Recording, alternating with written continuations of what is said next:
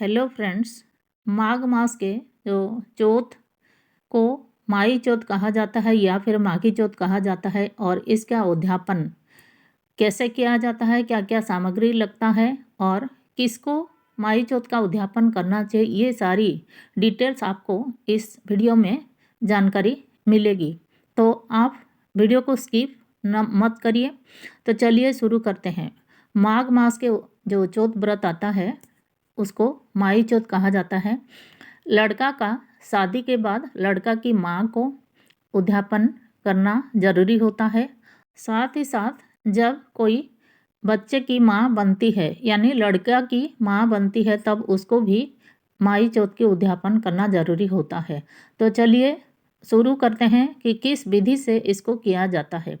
माई चौथ का उद्यापन से पहले आपको तिल 3 पाव और गुड़ या चीनी वो आधा किलो लेकर रखना है। पहले से ही तैयारी कर लें आप। तो इसको आप कूट लें या फिर मिक्सी में थोड़ा दरदरा पीस लें। साथ ही साथ रुपयों की ज़रूरत होगी। 13 जगह या फिर 14 जगह कुट्टी बनती है।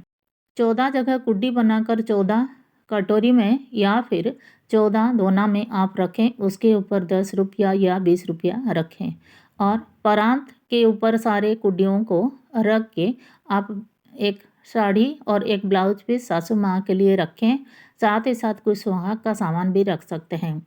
और जिस दिन चौथ का व्रत रहता है, जैसे आप हर चौथ व्रत के दिन कहानी सुनते हैं वैसे ही आप पाटा लेकर, लोटा लेकर और थोड़ा सा गेहूँ पैसे लेकर कहानी सुनेंगे। बस फ़र्क इतना होता है, बाकी चौथ व्रत में आप गेहूँ दाना लेकर कहानी सुनते हैं और इसमें तिलकुट को हाथ में लेकर कहानी सुनना पड़ता है।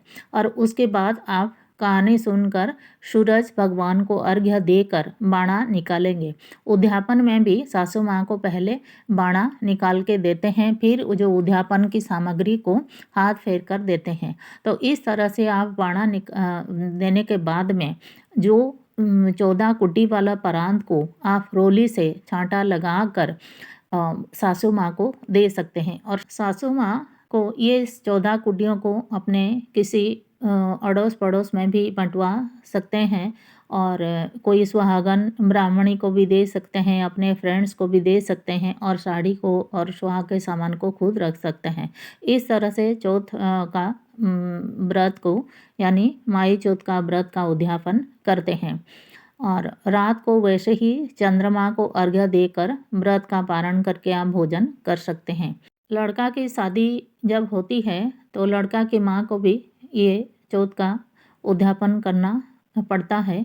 और यदि उनके सासू माँ नहीं होते हैं या फिर कोई बड़े नहीं होते हैं तो वो उद्यापन की सामग्री सारा कोई ब्राह्मणी को भी दे सकते हैं।